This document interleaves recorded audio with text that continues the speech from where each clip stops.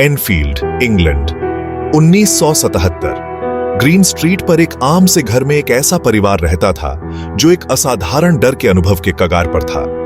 एक अकेली मां, पैगी, अपने परिवार के साथ 284 ग्रीन स्ट्रीट में एक नई शुरुआत की उम्मीद लेकर आई थी, लेकिन उनका इंतजार कर रहा था वो उनके सोच से भी परे था।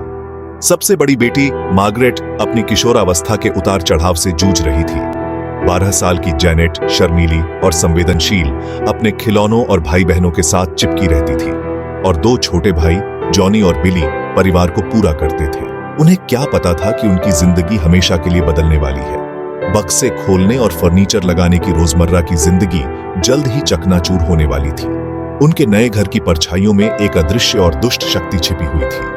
हॉडसन परिवार इतिहास के सबसे चर्चित असाधारण मामलों में से एक का पर्याय बनने वाला था, द एनफील्ड पोल्टरगाइस्ट। इसकी शुरुआत बहुत ही धीमी हुई, जैसे आधी रात को कोई फुसफुसा रहा हो।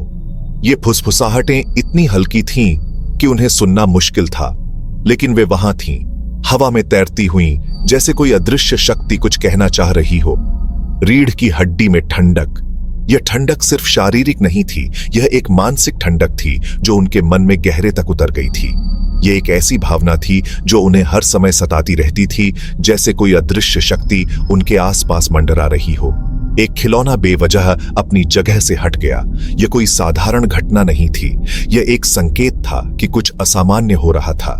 यह खिलौना जो हमेशा एक ही जगह पर रहता था, अब अपने आप हिलने लगा था, जैसे किसी अदृश्य हाथ ने उसे छू लिया हो। शुरुआत में तो हॉडसन परिवार ने इन घटनाओं को नए माहौल में अपनी कल्पना का खेल समझकर नजरअंदाज कर दिया। उन्होंने सोचा कि यह सब उनके दिमाग का खेल है और नए घर में बसने की प्रक्रिया का हिस्सा है।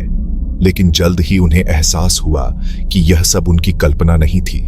लेकिन ये घटनाएं बढ़ती गईं, हर गुजरते दिन के साथ और ज्यादा खौफनाक होती गईं। हर दिन कुछ नया और डरावना होता था, जो उनके जीवन को और भी मुश्किल बना देता था। यह एक अंतहीन दुःस्वप्न की तरह था, जो कभी खत्म नहीं होता था। एक रात अलमारी खुद ब खुद हिलती हुई दिखाई दी, फर्श पर एक अजीब सी आसानी से सरकती हुई। यह दृश्य इतना अविश्वसनीय था कि उन्होंने अपनी आंखों पर विश्वास नहीं किया। यह अलमारी जो हमेशा स्थिर रहती थी, अब अपने आप हिलने लगी थी, जैसे किसी अदृश्य शक्ति ने उसे धक्का दिया हो। मैंने एक तार्किक व्याख्या खोजने की कोशिश की, लेकिन भौतिक विज्ञान के नियम भी इस बार कोई सांत्वना नहीं दे सके। मैंने हर संभव वैज्ञानिक दृष्टिकोण से इन घटनाओं को समझने की कोशिश की, लेकिन कोई भी तर्कसंगत उत्तर नहीं मिला। यह सब कुछ विज्ञान की समझ से परे था। डर, ठंडा और कपटी, उनके कभी शांतिपूर्ण घर की दरारों में रिसने लगा। यह डर इतना गहरा था कि उसने उनके जीवन के हर पहलू को प्रभावित किया। यह डर उनके घर के हर कोने में फैल गया था, जैसे एक अदृश्य धुंध जो सब कुछ ढक लेती है। नींद एक ऐसी विलासिता बन गई जिसका हॉडसन परिवार खर्च नहीं उठा सकता था। हर रात वे डर के साए में सोने की कोशिश करते थे, लेकिन यह डर उन्हें सोने नहीं देता था। यह डर उनके सपनों में भी घुसपैठ कर चुका था, जिससे उनकी नींद और भी मुश्किल हो गई थी। फर्श के तख्तों की हर आवाज, खिड़की के शीशे पर हवा की हर सरसराहट उनकी रीढ़ की हड्डी को दहला देती थी। ये आवाजें इतनी डरावनी थीं कि उन्होंने हर समय सतर्क रहना शुरू कर दिया था। यह एक ऐसा माहौल था जिसमें हर छोटी सी आवाज भी एक बड़े खतरे का संकेत लगती थी। हकीकत और खौफनाक सपने के बीच की रेखा धुंधली पड़ गई। यह धुंधलापन इतना गहरा था कि उन्होंने यह समझना बंद कर दिया था कि क्या वास्तविक है और क्या नहीं। यह एक ऐसी स्थिति थी जिसमें हर चीज एक दुःस्वप्न की तरह लगती थी। उनका घर, जो एक सुरक्षित ठिकाना माना जाता था, डर की जेल में तब्दील हो गया था।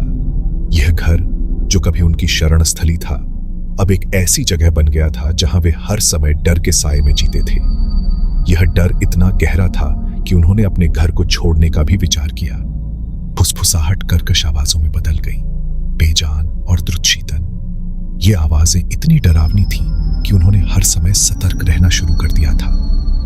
यह एक ऐसा माहौल था जिसमें हर छोटी सी आवाज भी एक बड़े खतरे का संकेत लगती थी। तापमान बिना किसी कारण के गिर गया, जिससे त्वचा पर बर्फीली परत जम गई। यह ठंडक इतनी गहरी थी कि उन्होंने अपने घर में भी ठंड महसूस की। यह ठंडक उनके जीवन के हर पहलू को प्रभावित कर रही थी, जिससे उनका जीवन और भी मुश्किल हो गया था। हॉडसन परिवार एक भयानक खेल में फंस गया था, जिसे खेलने के लिए उन्होंने कभी स्वेच्छा से नहीं कहा था। यह खेल इतना डरावना था कि उन्होंने हर समय सतर्क रहना शुरू कर दिया था।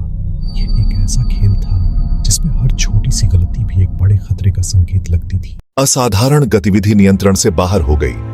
हॉडसन परिवार को डर के भंवर में डुबो दिया। यह एक ऐसा डर था जो उनके जीवन के हर पहलू में समा गया था। फर्नीचर में जैसे जान आ गई, जैसे किसी अदृश्य शक्ति ने उन्हें अपने वश में कर लिया हो।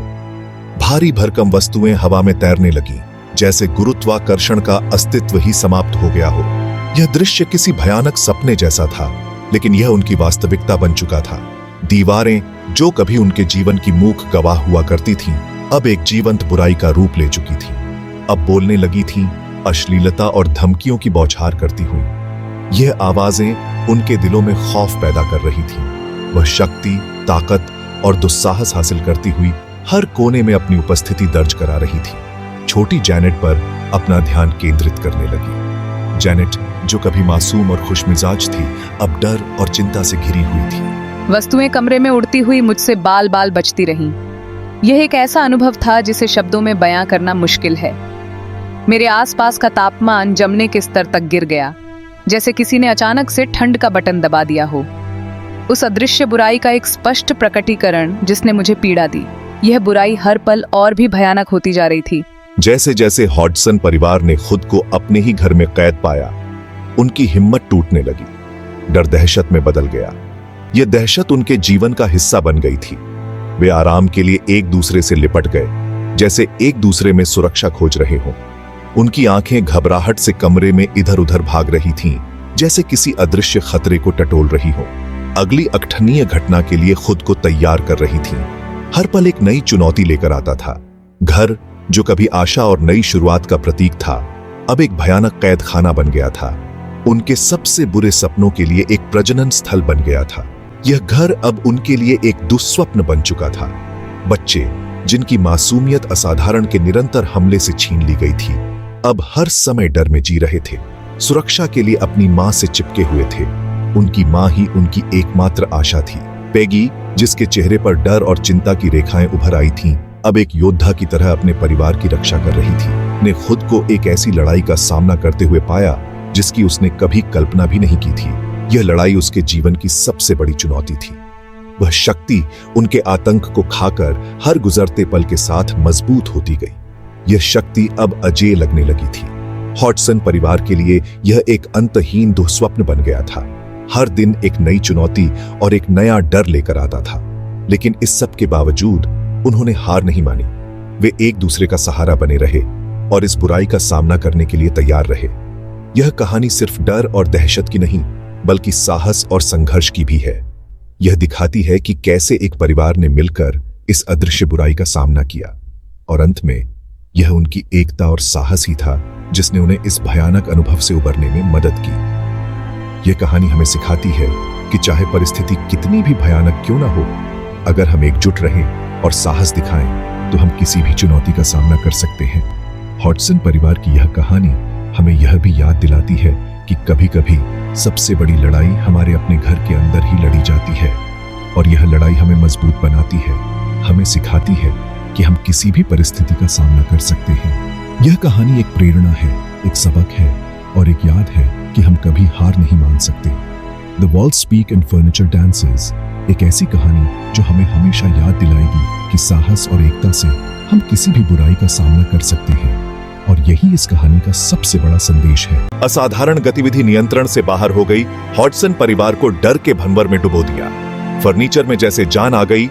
भारी भरकम वस्तुएं हवा में तैरने लगीं, जैसे गुरुत्वाकर्षण का अस्तित्व ही समाप्त हो गया हो। दीवारें, जो कभी उनके जीवन की मूक गवाह हुआ करती थीं, अब बोलने लगी थीं, अश्लीलता और धमकियों की बौछार करती हुई। वह शक्ति, ताकत और दुस्साहस हासिल करती हुई छोटी जैनेट पर अपना ध्यान केंद्रित करने लगी। वस्तुएं कमरे में उड़ती हुई मुझसे बाल बाल बचती रहीं। मेरे आसपास का तापमान जमने के स्तर तक गिर गया। उस अदृश्य बुराई का एक स्पष्ट प्रकटीकरण जिसने मुझे पीड़ा दी। जैसे जैसे हॉडसन परिवार ने खुद को अपने ही घर में कैद पाया, डर दहशत में बदल गया। वे आराम के लिए एक दूसरे से लिपट गए। उनकी आंखें घबराहट से कमरे में इधर उधर भाग रही थीं। अगली अकटनीय घटना के लिए खुद को तैयार कर रही थीं।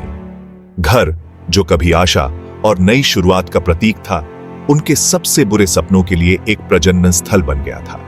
बच्चे, जिनकी मासूमियत असाधारण के निरंतर हमले से छीन ली गई थी, सुरक्षा के लिए अपनी मां से चिपके हुए थे। पैगी, जिसके चेहरे पर डर और चिंता की रेखाएं उभर आई थीं, ने खुद को एक ऐसी लड़ाई का सामना करते हुए पाया जिसकी उसने कभी कल्पना भी नहीं की थी। वह शक्ति उनके आतंक को खाकर हर गुजरते पल के साथ मजबूत होती गई। 284 ग्रीन स्ट्रीट पर हुई भयानक घटनाओं की खबर प्रेस तक पहुंची, जिसने असाधारण घटनाओं के अन्वेषकों मॉरिस ग्रोस और गाय लायन प्लेफेयर का ध्यान आकर्षित किया। यह मामला इतना विचित्र और रहस्यमय था कि इसे नजरअंदाज करना असंभव था। मीडिया की सुर्खियों में आने के बाद यह मामला पूरे देश में चर्चा का विषय बन गया। रिकॉर्डिंग उपकरण और संदेह की एक स्वस्थ खुराक के साथ उन्होंने तूफान की आंख में कदम रखा। उनके पास अत्याधुनिक उपकरण थे, जिनमें कैमरे, ऑडियो रिकॉर्डर और अन्य संवेदनशील उपकरण शामिल थे, जो किसी भी असामान्य गतिविधि को पकड़ने के लिए तैयार थे। वे जानते थे कि यह एक साधारण मामला नहीं था और उन्हें हर कदम पर सतर्क रहना होगा। उन्होंने जो देखा वह तर्कसंगत व्याख्या की अवहेलना करता था। हर कोने में कुछ न कुछ ऐसा था जो सामान्य ज्ञान के विपरीत था। दीवारों पर अजीब निशान, हवा में तैरते हुए वस्त्र और बिना किसी स्रोत के आने वाली आवाजें, यह सब कुछ ऐसा था जो किसी भी वैज्ञानिक दृष्टिकोण से समझाना मुश्किल था। हमने सतर्क जिज्ञासा के साथ मामले को देखा। हर छोटी से छोटी जानकारी को ध्यान से जांचा गया। हमने हर घटना को विस्तार से दर्ज किया और हर संभावित कारण की जांच की। यह एक ऐसा मामला था जो हमारी समझ से परे था और हमें हर कदम पर सावधानी बरतनी पड़ी। शुरू में मैंने घटनाओं को संदेह की दृष्टि से देखा। मुझे यकीन नहीं था कि जो कुछ भी हो रहा था वह वास्तव में असाधारण था। लेकिन जैसे जैसे हमने गवाहों के बयान सुने और घटनाओं को खुद देखा, मेरा संदेह धीरे धीरे कम होने लगा। हर गवाह की कहानी में एक सच्चाई थी जो नजरअंदाज नहीं की जा सकती थी। लेकिन जब हमने खुद भयानक घटनाओं को अपनी आंखों से देखा तो हमारा संदेह डगमगा गया। हमने देखा कि कैसे फर्नीचर अपने आप हिलने लगा, कैसे दरवाजे बिना किसी कारण के खुलने और बंद होने लगे। ये सब कुछ ऐसा था जो किसी भी सामान्य घटना से मेल नहीं खाता था। सबूत, दृश्य और श्रव्य दोनों निर्विवाद थे। हमने हर घटना को रिकॉर्ड किया, हर आवाज को कैप्चर किया। हमारे पास इतने सबूत थे कि किसी भी संदेह की गुंजाइश नहीं थी।